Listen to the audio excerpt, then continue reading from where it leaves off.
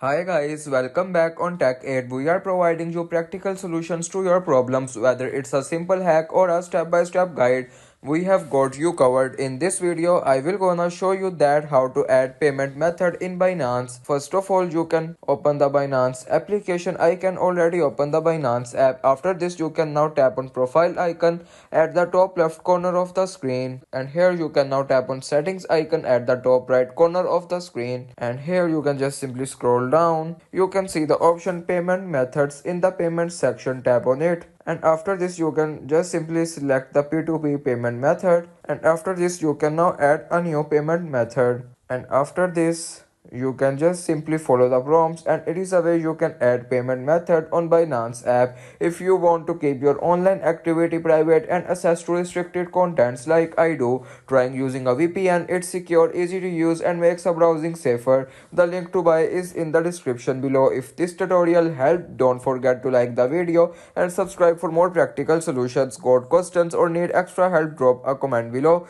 and we will be happy to assist you in the next one. Thanks for watching.